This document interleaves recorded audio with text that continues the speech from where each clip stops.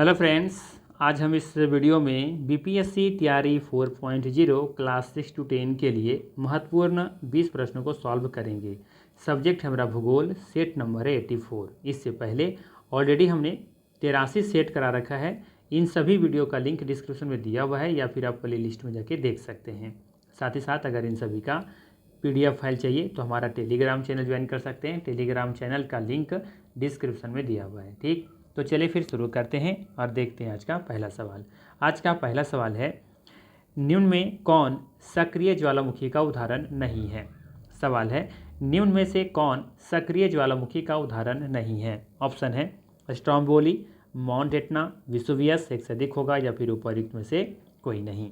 सही आंसर है विसुवियस। याद रखनी है, विसुवियस सक्रिय ज्वालामुखी का उदाहरण नहीं है। ये एक प्रसुप्त या फिर सुसुप्त ज्वालामुखी का उदाहरण है, जबकि स्ट्रोम्बोली और माउंट एटना ये दोनों सक्रिय ज्वालामुखी के उदाहरण हैं। साथ ही साथ ध्यान रखिएगा, ये तीनों ज्वालामुखी इटली में स्थित है और इटली की राजधानी कहाँ है? रोम। ठीक है, चलिए लेते हैं अगला सवाल। अगला सवाल है, चीन के किस नदी को येलो रिवर भी कहते हैं। ऑप्शन है यांगसी क्यांग, हांगो, सिक्यांग, एक से अधिक या फिर उपर्युक्त में से कोई नहीं। सही आंसर है बी ऑप्शन, चीन के हांगो नदी को येलो रिवर भी कहा जाता है। बी ऑप्शन यहाँ पे सही है, ध्यान रखनी है। हांगो नदी अपने कटाव एवं बाढ़ के लिए प्रसिद्ध है, अतः इसे चीन का शोक भी कहा जाता है। हांगो नदी पीले रंग के लोएस मैदान से प्रवाहित होती हैं। चीन की नदी घाटी सभ्यता का उद्गम पीले नदी तट पर ही हुआ है। जबकि बात करें यहाँ पे यांगसी क्यांग के बारे में, इसके बारे में याद रखनी है कि ये नदी एशिया की सबसे लंबी नदी है। ठीक है ना। वहीं बात करें सिक्यांग के बारे में, तो इस सिक्यांग के बारे में याद रखनी है कि सिक्यांग नदी का डेल्टाई क्षेत्र रेशम उत्पादन के लिए प्रसिद्ध है। ठीक है, चलिए अगला सवाल लेते हैं। सवाल है, निम्न में कौन झील रूस में है। बताना है कि कौन सी झील रूस में है। ऑप्शन में है वॉन झील, अरल झील, बैकॉल झील, एक से अधिक होगा या फिर उपर्युक्त में से कोई नहीं। याद रखनी है, बैकॉल झील रूस में स्थित है। बैकॉल झील विश्व की सबसे गहरी झील भी है। लीना एवं अंगारा नदियों का उद्गम बैकॉल झील ही है, जबकि वॉन झील तुर्की में है। वॉन झील कहाँ पे है? तुर्की में। ठीक है, बैकॉल झील रूस में है, जो कि ये विश्व का सबसे गहरी झील भी है। याद रखनी है। वहीं याद रखना है कि अरल झील या फिर अरल सागर के उत्तर में कजाकिस्तान एवं दक्षिण में उज्बेकिस्तान स्थित है। ठीक है, तो ये आपको यहाँ पे याद रखनी है। वॉन झील के बारे में एक लाइन और याद रखिएगा कि वॉन झील विश्व की सबसे अधिक खारे पानी की झील है, जिसमें देखेंगे तो झील की लवणता लगभग 330% है। शायद हमने पिछला वीडियो में बताया था, है ना। 330% लवणता पाई जाती है वॉन झील में, जो कि विश्व की सबसे अधिक खारे पानी की झील भी है। चलिए लेते हैं अगला सवाल। अगला सवाल है, बराक नदी का उद्गम निम्न में कहाँ है।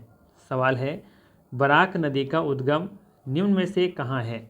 ऑप्शन दे रखा है मणिपुर पहाड़ी, छोटा नागपुर पठार, सह्याद्री, एक से अधिक या फिर उपर्युक्त में से कोई नहीं। सही आंसर है ए ऑप्शन, बराक नदी का उद्गम स्थल मणिपुर पहाड़ी क्षेत्र में है। बराक नदी भारत के मणिपुर, मिजोरम एवं असम में बहती हैं। बराक नदी दो धाराओं सुरमा एवं कुशियारा के रूप में बटकर बांग्लादेश में प्रवेश करती हैं। ठीक है, आपको याद रखनी है। ये भी याद रख सकते हैं, बराकर नदी, बराक नदी अलग है, बराकर नदी अलग है। ठीक है, तो बराकर नदी झारखंड और पश्चिम बंगाल राज्यों में बहने वाली नदी है और ये दामोदर नदी की प्रमुख सहायक नदी भी है, बराकर नदी।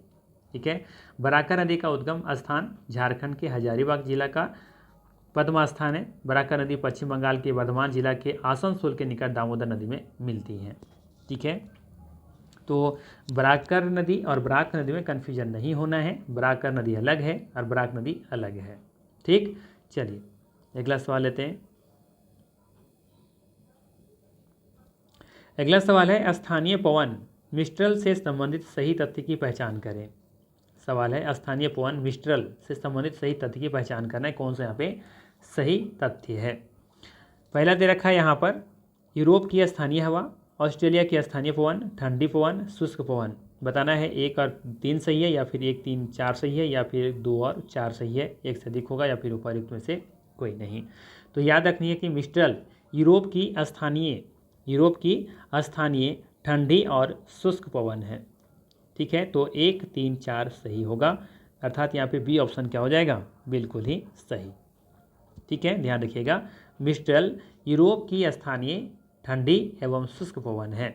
मिस्ट्रल पवन आल्प्स पर्वत की से फ्रांस के रोन घाटी होते हुए ये भूमध्य सागर की ओर बहती हैं। मिस्ट्रल बहुत ही ठंडी, शुष्क एवं तेज गति से चलने वाली यूरोप की स्थानीय पवन है। इसके आने से तापमान हिमांक से नीचे गिर जाता है या चला जाता है। ठीक है, याद रखिएगा। चलिए अगला सवाल लेते हैं। अगला सवाल है कि निम्न में कौन अवसादी चट्टान का उदाहरण है। सवाल है निम्न में से कौन अवसादी चट्टान का उदाहरण है। ऑप्शन दे रखा है ग्रेनाइट, गैब्रो, नीस, एक से अधिक या फिर उपर्युक्त में से कोई नहीं। तो यहाँ पे देखेंगे दिए गए ऑप्शन में ग्रेनाइट, गैब्रो एवं नीस में से कोई भी अवसादी चट्टान का उदाहरण नहीं है। सही आंसर है यहाँ पे ई ऑप्शन, उपर्युक्त में से कोई नहीं। ठीक है, हम जानते हैं कि चट्टानों को 3 श्रेणी में बांटा गया है, आग्नेय चट्टान, अवसादी चट्टान और रूपांतरित चट्टान। तो यहाँ पे ग्रेनाइट ये आग्नेय चट्टान का उदाहरण है।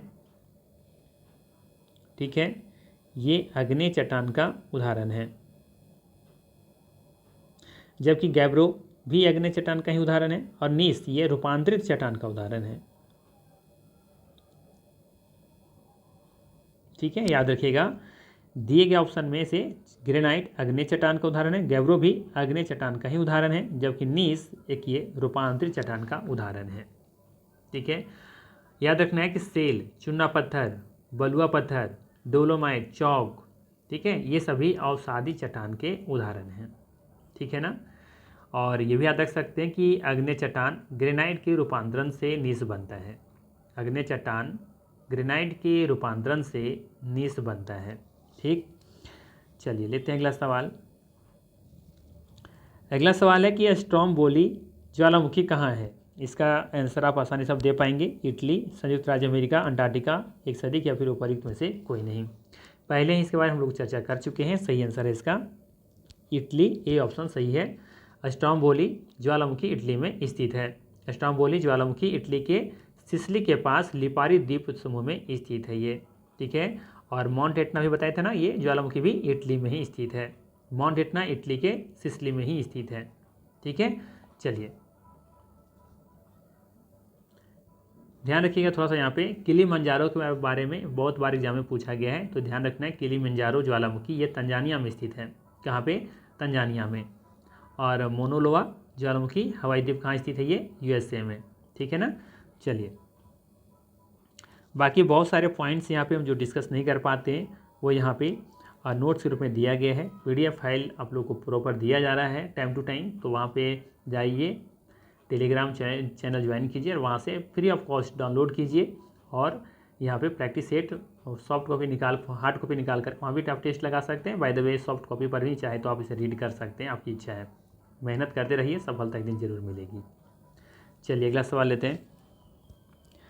हम ये नहीं कहते कि कंटिन्यू पूरा पढ़ते रहिए, 24 घंटा में 24 घंटा पढ़िए, 12-18 घंटा पढ़िए, नहीं, ज़रूरत ही नहीं है इतना पढ़ने का। आप 24 घंटा में से मन से अगर दिन में 4 घंटा भी पढ़ते हैं ना, मेरी विश्वास मानिए, मेरी गारंटी है कि मन से अगर 24 में से 4 घंटा भी आप पढ़ते हैं और एग्ज़ाम के आते आते जैसे 1-2 महीना बचे एग्ज़ाम में, तो वहाँ पर आप जान थोड़ा सा भी एफर्ट लगाते हैं तो आपको सफलता मिलने से कोई नहीं रोक सकता है। लेकिन आप लोग करते क्या हैं, इग्नोर करते हैं। अरे चलो जैसे थे, ये भी आप लोग सेट लगा रहे होंगे तो जैसे तैसे लगा रहे होंगे, बस चलते चलते कहीं चलो देख लेते हैं, सर का वीडियो आए देख लेते हैं। कोई सोए देख रहे होंगे, कोई कहीं मन से कोई बैठ करके कोई भी टेस्ट नहीं दे रहा होगा, मेरी गारंटी है। कोई सोए हुए दे रहे होंगे आप लोग में से, कोई चलते राह में दे रहे होंगे, कोई बस पर बैठे होंगे, है ना, कोई खेल रहे होंगे, खेलने गए होंगे तो वहीं पर चलो वीडियो देख लेते हैं सर का। आप लोग ऐसे ही टाइम पास कर रहे होंगे, मन से कोई वीडियो नहीं देखते हैं आप लोग। तो मैंने कहा कि ईमानदारी से 4 घंटा पढ़िए आप लोग, एक शेड्यूल बनाइए, 4 घंटा कंटिन्यू डेली पढ़िए। और एग्ज़ाम के टाइम में उसको थोड़ा सा डबल ट्रिपल कर दीजिए, 8 घंटा 12 घंटा कर लीजिए। एग्ज़ाम के टाइम में सफलता कैसे नहीं मिलेगी यार, मिलेगी, निश्चित तौर पर मिलेगी। लेकिन इतना करता कौन है, जो करता है उसको सफलता मिलती है। तो आप लोग भी कोशिश कीजिए कि 4 घंटा कम से कम कंटिन्यू पढ़िए। कोशिश कीजिए कि हर दिन 4 घंटा, जैसे एक एक घंटा करके पढ़िए, आधा घंटा करके पढ़िए, लेकिन पढ़िए, सफलता लेनी है। नहीं तो फिर ऐसे आप वीडियो देख रहे हैं ना, कोई मतलब नहीं, फिर मत पढ़िए, टाइम वेस्ट हो रहा है आपका। कहीं बिजनेस कर लीजिए, सबसे बढ़िया। बिजनेस करने वाला हम स्टूडेंट जो होता है नौकरी से ज़्यादा पैसा कमा रहा है। आप नौकरी की तैयारी में हैं, कर रहे हैं, और पता चला एग्ज़ाम नोटिस आया है, नोटिफिकेशन आया, फॉर्म भरे, पढ़ना शुरू किए। आप सोचते हैं कि मेरा हुआ ही नहीं, किस्मत ख़राब है। किस्मत ख़राब खुद कर रहे हैं ना हम लोग, ये सोचनी है आप लोग को। ठीक है, अगर पढ़नी है तो मन से पढ़िए, नहीं पढ़ना है तो छोड़िए और बिजनेस कीजिए। बिजनेस में बहुत पैसा है। टाइम वेस्ट मत कीजिए। जिनकी ज़िंदगी जो है ना, जीवन बहुत कीमती है, टाइम वेस्ट मत गंवाइए। ठीक है, चलिए लेते हैं फिलहाल अगला सवाल। अगला सवाल है कि निम्न में से कौन उपग्रह बृहस्पति ग्रह का है। सवाल है, निम्न में से कौन उपग्रह बृहस्पति ग्रह का है। गैनीमेड, कैलिस्टो, यूरोपा, एक से अधिक, या फिर उपर्युक्त में से कोई नहीं। तो याद रखनी है, गैनीमेड, कैलिस्टो एवं यूरोपा, ये तीनों उपग्रह सौर मंडल के सबसे बड़े ग्रह बृहस्पति ग्रह के उपग्रह हैं। अर्थात डी ऑप्शन यहाँ पे बिल्कुल ही सही है। बृहस्पति ग्रह का उपग्रह गैनीमेड सौर मंडल का अब तक का ज्ञात सबसे बड़ा उपग्रह है। ठीक है, और आप लोग को याद रखनी है फोबोस और डिमोस के बारे में, जो कि मंगल ग्रह का उपग्रह है। ठीक है, और सौर मंडल का सबसे छोटा ग्रह कौन सा है, डिमोस। ठीक है, और शनि ग्रह के भी उपग्रह के नाम याद रखना है, जैसे कि टाइटन, रिया और लपेटेस है, बिस्टला है ना। तो ये सब याद रखिएगा। तो फिलहाल यहाँ पे सही आंसर है, यहाँ पे गैनीमेड, ए ऑप्शन सही है। अब माफ़ कीजिएगा, डी ऑप्शन सही है, क्योंकि तीनों तो बृहस्पति ग्रह के उपग्रह है ना। ठीक, बाकी यहाँ पे डिटेल्स दी गई हैं, इसे यहाँ पे आप लोग जरूर इसको पढ़िएगा। चलिए अगला सवाल है, सौर मंडल के किस ग्रह की परिक्रमण की अवधि सबसे कम है। बताना है, सौर मंडल के किस ग्रह की परिक्रमण की अवधि सबसे कम है। ऑप्शन दे रखा है, बुध, शुक्र, वरुण, एक से अधिक, या फिर उपर्युक्त में से कोई नहीं। जैसे अगर ये सूर्य है ना, तो इसके चारों तरफ देखेंगे कि चक्कर लगा रहे हैं अपने इस पथ पर, है ना। तो यहाँ पे पूछा जा रहा है कि सौरमंडल के किस ग्रह की परिक्रमण की अवधि सबसे कम है। ठीक है, बुध का, शुक्र का, या फिर वरुण का। तो याद रखना है, सौरमंडल के ग्रहों में बुध की परिक्रमण की अवधि सबसे कम है। सौरमंडल के ग्रहों में वरुण, नेपच्यून की परिक्रमण सबसे अधिक है, जो कि सबसे अंतिम छोर पर है। ग्रहों की परिक्रमण अवधि सूर्य से बढ़ती दूरी के साथ बढ़ती जाती हैं। सूर्य की दूरी के आधार पर आप देखेंगे तो ग्रहों की स्थिति किस प्रकार है। तो बुध पहले है, फिर बृहस्पति छोड़िए, शुक्र लीजिए, फिर पृथ्वी को लीजिए, फिर मंगल से शुरू कीजिए, मंगल, बुध को छोड़िए, बृहस्पति लीजिए, शुक्र को छोड़िए, शनि लीजिए, और फिर अरुण, वरुण। ठीक है, और सूर्य का परिक्रमण की अवधि ग्रहों का जो है वो बुध का जो लगता है 88 दिन लगता है, जो सबसे कम है, और वरुण का सबसे ज़्यादा लगता है, जो कि 165 वर्ष लग जाता है सूर्य की परिक्रमा करने में। ठीक है, और पृथ्वी का तो जानते होंगे आप लोग, 365 दिन, 5 घंटा 48 मिनट 46 सेकेंड का अप्रोच लग जाता है। ठीक है, बृहस्पति का 12 वर्ष लगता है, शनि का 29 वर्ष लगता है। तो इसी तरीके से सभी ग्रह का कोशिश करना चाहिए कि एक बार रीड कर लीजिएगा, थोड़ा बहुत दिमाग में हाँ रहेगा कि हाँ इस तरीके से है। ठीक है, तो हम कोशिश किए हैं यहाँ पे शायद डेटा इंक्लूड करने का, ये ऑप्शन सही है फिलहाल यहाँ पे। हाँ, यहाँ पे है दिया हुआ, आप लोग इसे ज़रूर देखिएगा। जैसे देखिए, बुध का 88 दिन लगता है, शुक्र का 225 दिन, पृथ्वी का 365 दिन 5 घंटा, मंगल का 687 दिन, बृहस्पति का 12 वर्ष, शनि का 29 वर्ष, अरुण का लगभग 84 वर्ष लग जाता है, और वरुण को लगभग कितना 165 वर्ष लग जाता है ना। जैसे कि ये सूर्य है, तो इसका यहाँ से मान लेते हैं इस तरीके से चक्कर लगा रहा है ये कौन, वरुण। तो इससे कितना लग जाता है, वरुण का 165 वर्ष लग जाता है एक चक्कर लगाने में। ठीक है, जैसे यहाँ से चलना शुरू किया, एक चक्कर इसका घूम करके वापस यहाँ पे एक चक्कर पूरा हो गया इसका, तो इसको कितना लग गया, 165 वर्ष लग जाता है वरुण को। जबकि सबसे कम बुध ग्रह को लगता है मात्र 88 दिन।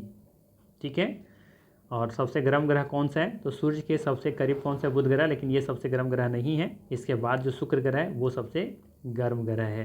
ठीक है, चलिए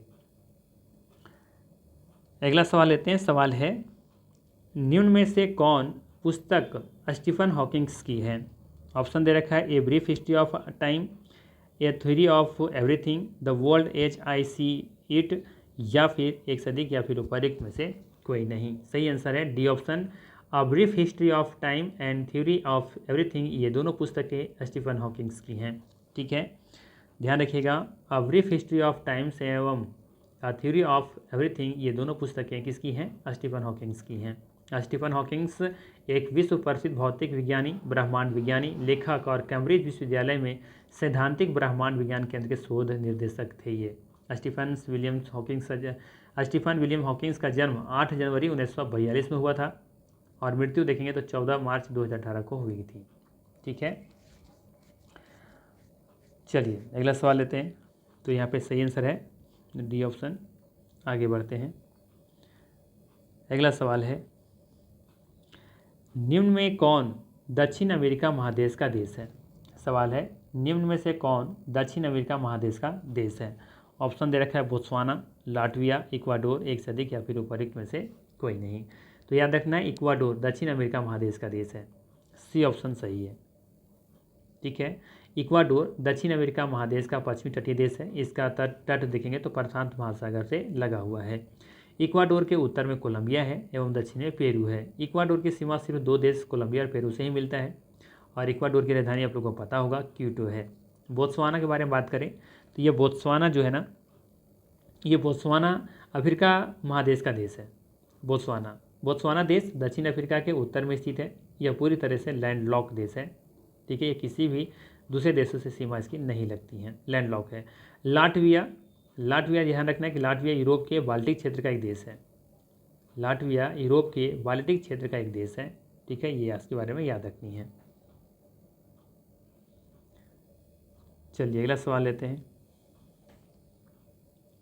अगला सवाल है, उत्तर अमेरिका महादेश से संबंधित सही तथ्य या तथ्यों की पहचान करें। उत्तर अमेरिका महादेश से संबंधित बताना है कि कौन सा सही तथ्य है, उसको पहचान करनी है। तो उत्तरी अमेरिका के बारे में पहला दे रखा है कि यह पूरी तरह से उत्तरी गोलार्ध में स्थित है, यह पूरी तरह से पश्चिमी गोलार्ध में स्थित है, यह 3 महासागरों से घिरा हुआ है, या फिर उपरोक्त में से अधिक होगा या फिर उपरोक्त में से कोई नहीं। ठीक है, सिंपल से समझिए। अगर ये ग्लोब है ना, तो यहाँ पे आप देखेंगे इसके ऊपर वाला, इसके ऊपर ये हो गया उत्तरी गोलार्ध और ये हो गया दक्षिणी गोलार्ध। ठीक है, वहीं बात करें अगर ऐसा एक हम विषुवत रेखा खींचते हैं तो इधर वाला ये पूरा पार्ट क्या कहलाएगा? पश्चिमी गोलार्ध। इधर वाला माफ़ कीजिएगा पूर्वी गोलार्ध और ये कहलाएगा पूर्वी गोलार्ध। ठीक है, तो अब ये पूर्वी गोलार्ध ये वाला है और ये पश्चिमी गोलार्ध होगा। ये पूर्वी गोलार्ध और ये हो जाएगा आपका पश्चिमी गोलार्ध। ठीक है, पश्चिम गोलार्ध। ठीक, ये पहचाना है सबसे पहला तो कि यह पूरी तरह से उत्तरी गोलार्ध में स्थित है, क्या यहाँ स्थित है इधर, या फिर यह पूरी तरह से पश्चिमी गोलार्ध में, यह क्या सिर्फ इधर है, या फिर ये तीनों महासागरों से घिरा हुआ है, 3 महासागरों से घिरा हुआ है। तो अगर आप मैप पर देखे होंगे तो ही इसका आंसर आप बता पाएंगे। तो यहाँ पे सही आंसर होगा इसका डी ऑप्शन। ठीक है, यहाँ पे तीनों कथन बिल्कुल ही सही है कि ये पूरी तरह से उत्तरी गोलार्ध में स्थित है, यह पूरी तरह से पश्चिमी गोलार्ध में भी है और यह 3 महासागरों से घिरा भी हुआ है। आइए मैप पर समझते हैं। बात हो रहा है यहाँ पे उत्तरी अमेरिका के बारे में। ठीक है, देखिए यहाँ पे ये है आपका 0 डिग्री। ठीक है, ये ऊपर वाला देखेंगे तो ये है उत्तरी अमेरिका, जो कि पूरी तरह से कहाँ स्थित है? उत्तरी गोलार्ध में। और साथ ही साथ आप देखेंगे तो यहाँ पे देखेंगे तो ये भाग बांट दे इसे 2 भागों में। देखिए यहाँ पर है 0 डिग्री, ये वाले देखा तो इधर ये आपका हो जाएगा पश्चिमी गोलार्ध, इधर है पूर्वी गोलार्ध। और साथ ही साथ आप देखेंगे तो 3 महासागरों से घिरा भी हुआ है। ठीक है, 3 महासागरों से भी आप देखेंगे तो यहाँ पे घिरा हुआ है ना। कौन कौन है? तो ये देखेंगे उत्तर में आर्कटिक सागर, पश्चिम में प्रशांत महासागर और अटलांटिक महासागर से ये घिरा हुआ है ना। तो तीनों कथन यहाँ पे बिल्कुल ही क्या है? सही है उत्तर अमेरिका के बारे में। ठीक है ना, कोई दिक्कत नहीं होना चाहिए। चलिए अगला सवाल लेते हैं। सवाल है, बेरिंग जल संधि के संबंध में सही है? अलास्का एवं रूस के बीच में है ये, या फिर प्रशांत महासागर एवं आर्कटिक महासागर के बीच में है, या फिर कनाडा एवं ग्रीनलैंड के बीच में है, एक से अधिक होगा, या फिर उपरोक्त में से कोई नहीं। तो याद रखना है बेरिंग जल संधि के संबंध में यहाँ पे एक कथन भी सही है कि बेरिंग जल संधि अलास्का एवं रूस के बीच में है, और बी कथन भी सही है कि ये बेरिंग जल संधि प्रशांत महासागर एवं आर्कटिक महासागर के बीच में है। डी ऑप्शन यहाँ पे सही है, जो कई बार हम अपने वीडियो में बताते रहते हैं कि सवाल किसी भी तरीके से पूछा जा सकता है। ठीक है, कहीं कहीं आपसे प्रशांत महासागर और आर्टिक सागर महासागर के बीच में पूछ लेता है। कभी कभी यहाँ पे देखेंगे तो अलास्का रूस के बीच में पूछ लेता है। तो ये कहीं यहाँ पे देखिए दोनों ऑप्शन दे रखा है, तो दोनों यहाँ पे सही होगा। बेरिंग जल संधि अलास्का एवं रूस के बीच में स्थित है, जबकि प्रशांत महासागर और आर्टिक महासागर के बीच में भी स्थित है। ठीक, चलिए अगला सवाल लेते हैं। अगला सवाल है, निम्न में से कौन सुमेलित नहीं है? बताना है कि कौन सा यहाँ पे सुमेलित नहीं है। पहला दे रखा है रॉकी पर्वत उत्तरी अमेरिका, अपलेशियन पर्वत यूरोप, ब्रेकेंसबर्ग पर्वत ऑस्ट्रेलिया। एक से अधिक सुमेलित नहीं है या फिर उपरोक्त में से कोई नहीं। ठीक है, तो बात करें यहाँ पे रॉकी पर्वत के बारे में, तो ये तो उत्तरी अमेरिका में स्थित है, बिल्कुल सही है। ठीक है, रॉकी पर्वत उत्तर अमेरिका में स्थित है, ये सही है। लेकिन अपलेशियन के बारे में आप लोग सुने होंगे कि ये पर्वत उत्तर अमेरिका में स्थित है। ठीक है, अपलेशियन पर्वत कहाँ पे स्थित है? उत्तरी अमेरिका में।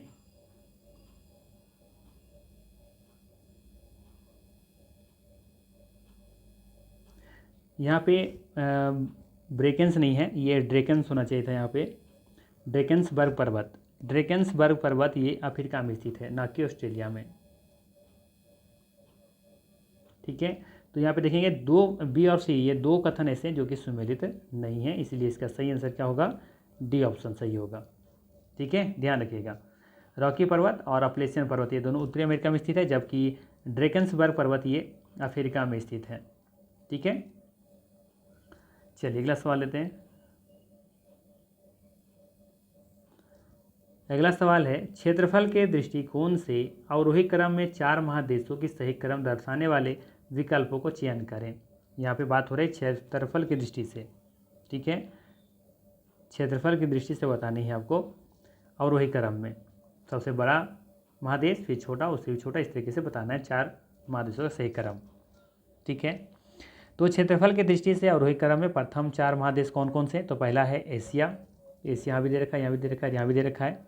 फिर अफ्रीका, यहाँ भी दे रखा है, यहाँ नहीं है, तो बी ऑप्शन तो ऐसे नहीं होगा। ठीक है, इसके बाद तीसरे नंबर पर है उत्तरी अमेरिका। ठीक है, तो उत्तरी अमेरिका यहाँ पे दे रखा है, यहाँ पे नहीं है, अर्थात सही आंसर क्या होगा इसका? ये ऑप्शन। ठीक है, पहला एशिया है, दूसरा अफ्रीका, तीसरा उत्तरी अमेरिका, फिर दक्षिणी अमेरिका। ठीक है ना, ध्यान रखिएगा। क्षेत्रफल के दृष्टिकोण से अवरोही क्रम में 7 महादेशों का क्रम अगर बात करें तो एशिया, अफ्रीका, उत्तरी अमेरिका, दक्षिणी अमेरिका, फिर अंटार्कटिका, यूरोप और फिर ऑस्ट्रेलिया। ठीक है, इस तरीके से आपको याद रखनी है। चलिए लेते हैं अगला सवाल। अगला सवाल है, यूराल पर्वत एशिया के किस ओर है? कई बार हम बता चुके हैं अपने वीडियो में यूराल पर्वत के बारे में। ठीक है, यूराल पर्वत कहाँ स्थित है, किन दो महाद्वीपों को जोड़ता है, इस तरीके से हम कई बार आप लोगों को हम बता चुके हैं। ठीक है, तो यहाँ पे सवाल आज पूछा जा रहा है कि यूराल पर्वत कहाँ स्थित है? तो ये यूराल पर्वत एशिया के उत्तर पश्चिम में स्थित है। ठीक है, ध्यान दीजिएगा।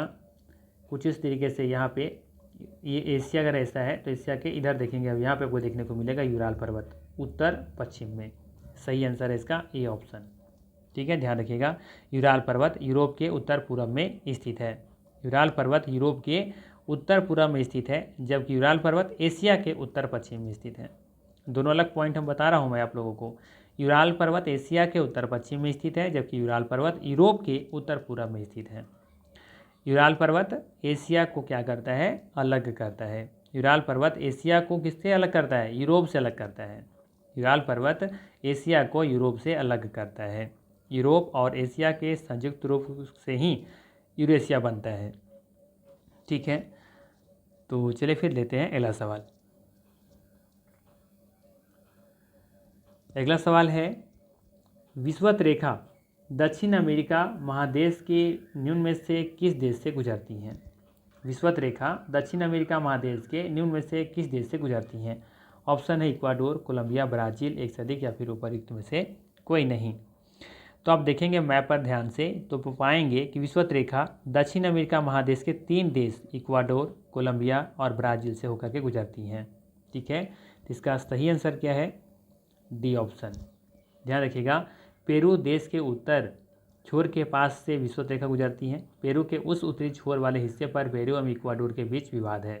पेरू के लोग विषुवत रेखा को पेरू से गुजरते बताते हैं, जबकि इक्वाडोर इस क्षेत्र पर अपना दावा दर्ज करते हैं। तो ये एक अलग मैटर है, आपको इस पर ज़्यादा ध्यान नहीं देनी है, ठीक है। और यहाँ पे ध्यान क्या रखनी है कि विषुवत रेखा पर कुल 13 देश से है, ठीक है। मतलब मेरा कहने मतलब है कि विषुवत रेखा से कुल 13 देश मौजूद है या स्थित है, या कह सकते हैं कि विषुवत रेखा कुल 13 देशों से गुजरती हैं। अगर चाहें तो उन देशों का नाम याद रख सकते हैं, जैसे कि पहला इक्वाडोर, दूसरा कोलंबिया, तीसरा ब्राज़ील, चौथा है आपका प्रिंसिपे करके कुछ है, पाँचवा ब्राज़ील, छठा गैबोन, सातवां कांगो और आठवां युगांडा, नौवां है केनिया, 10वां है सोमालिया और 10वां है मालदीव, 11वां है इंडोनेशिया और एक थोड़ा सा गड़बड़ा रहा हूँ मैं, थोड़ा सा कंफ्यूज हुआ है मुझे, और एक शायद किरिबाती है, ठीक है। तो इस तरीके से हैं, ध्यान दीजिएगा, है ना। तो याद रखिएगा, इक्वाडोर फिर से मैं काउंट करता हूँ, सुनिएगा ध्यान से, इक्वाडोर, कोलंबिया, ब्राज़ील, है ना, और साओ तामो और प्रिंसिपे, ये पूरा लंबा नाम है, तो प्रिंसिपे करके यहाँ पे याद रखिए, ठीक है। तो 4 हो गए, 5वां ब्राज़ील, छठा गैबोन, 7वां कांगो, 8वां युगांडा, 9वां केनिया, 10वां सोमालिया, 10वां मालदीव, 11वां इंडोनेशिया, 12वां किरबाती, ये कोई छूट रहा है आई थिंक, ठीक है। तो कुल देखेंगे तो 13 देश से गुजरती हैं, एक शायद कुछ मिस्टेक हो रहा होगा कहीं, ठीक है। चलिए फिलहाल लेते हैं अगला सवाल। अब ये भी याद रख सकते हैं वैसे कि विषुवत रेखा से 3 महासागर, प्रशांत महासागर, अटलांटिक महासागर और हिंद महासागर से गुजरती हैं, ठीक है। चलिए अगला सवाल है, निम्न में से किसकी सीमा ईरान से नहीं मिलती है? किसी सीमा ईरान से नहीं मिलती हैं? उज्बेकिस्तान, तुर्कमेनिस्तान, अफगानिस्तान, एक से अधिक या फिर उपर्युक्त में से कोई नहीं। सही आंसर है ए ऑप्शन, उज्बेकिस्तान। ध्यान दीजिएगा, उज्बेकिस्तान की सीमा ईरान से नहीं मिलती है। उज्बेकिस्तान तुर्कमेनिस्तान के उत्तर में एवं कजाकिस्तान के दक्षिण में स्थित है। तुर्कमेनिस्तान ईरान के उत्तर में स्थित है, ये भी आप याद रख सकते हैं, मैप पर भी समझ सकते हैं। यहाँ से कहाँ पे है ईरान? ईरान है ये है ईरान, है ना। तो यहाँ से देखेंगे तुर्कमेनिस्तान यहाँ पे है, ठीक है। आप यहाँ पे देखेंगे तो अफ़गानिस्तान है ये, है ना, अफ़गानिस्तान, ये पाकिस्तान। तो पाकिस्तान, अफ़गानिस्तान और तुर्कमेनिस्तान ये लगता है, लेकिन यहाँ देखेंगे यहाँ पे है उज्बेकिस्तान, ये यहाँ पे, तो इसकी सीमा आप देखेंगे ईरान से नहीं लगता है, ठीक है। उज्बेकिस्तान की सीमा ईरान से नहीं लगता है, यहाँ पे ये वाला क्षेत्र, यहाँ पे है तजाकिस्तान, तो यहाँ भी तजाकिस्तान का भी सीमा नहीं लगता है, किर्गिस्तान का भी नहीं लगता है, कजाकिस्तान का भी नहीं लगता है, ठीक है। तो यहाँ से थोड़ा सा डीपली क्वेश्चन आपसे पूछ लिया गया है, ठीक है। चलिए लेते हैं अगला सवाल। अगला सवाल है कि एटलस पर्वत किस महादेश में है? एटलस पर्वत किस महादेश में है? अफ्रीका, एशिया, ऑस्ट्रेलिया, एक से अधिक या फिर उपर्युक्त में से कोई नहीं। तो एटलस पर्वत अफ्रीका महादेश में अवस्थित है, ये ऑप्शन है यहाँ पे बिल्कुल ही सही है। एटलस पर्वत नवीन वलित पर्वत का उदाहरण है, याद रख सकते हैं। और एटलस पर्वत का विस्तार आप देखेंगे तो मोरक्को से लेकर के अल्जीरिया और ट्यूनीशिया में ये स्थित है, ठीक है। चलिए तो लेते हैं फिर अगला सवाल, यहाँ पे ये ऑप्शन सही है। चलिए अगला सवाल है कि निम्न में से कौन गंगा के दाएं ओर से मिलने वाली सहायक नदी है? बताना है, निम्न में से कौन गंगा के दाएं ओर से मिलने वाली सहायक नदी है? यमुना, सोन, महानंदा, एक से अधिक होगा या फिर उपर्युक्त में से कोई नहीं। तो अगर ऐसी गंगा जा रही हैं तो दाएं छोर से इस तरह से मिलेंगी और बाएं छोर से ऐसी नदियाँ मिलेंगी, ठीक है। तो दाएं छोर से मिलने वाली कौन सी नदी है? तो अब देखेंगे कि महानंदा तो नहीं होगा, लेकिन यमुना और सोन ये दोनों नदी दाएं छोर से मिलती हैं, ठीक है। तो यहाँ पे डी ऑप्शन क्या हो जाएगा? बिल्कुल ही सही होगा, एक से अधिक यहाँ पे सही है, ठीक है। ध्यान रखिएगा, गोमती, घाघरा, गंडक, बागमती, कोसी और महानंदा गंगा के बाएं ओर से मिलने वाली सहायक नदियाँ हैं। ध्यान रखिएगा, गोमती, घाघरा, गंडक, बागमती, कोसी और महानंदा ये सभी गंगा के बाएं ओर से मिलने वाली सहायक नदियाँ हैं, ठीक है। तो ये था महत्वपूर्ण 20 प्रश्न। अगर वीडियो अच्छा लगा हो तो लाइक ज़रूर कीजिएगा, चैनल पर नए हैं तो सब्सक्राइब कीजिएगा। और हाँ, आप लोग ज़रूर बताइएगा, अगर कोई ईमानदारी से टेस्ट दे रहे होंगे तो आपका कितना 20 में से सही हुआ, ये मुझे कमेंट करके ज़रूर बताइएगा कि आपका प्रोग्रेस कहाँ तक है, कितना आप लोग का तैयारी मजबूत हो पाया है, ये हम थोड़ा सा जानना चाहेंगे आप लोग से। जो मेरा रेगुलर जो वीडियो देखते हैं उन लोगों से मेरा सवाल ये है कि आप लोग का कितना 20 में से कितना मार्क्स बन रहा है।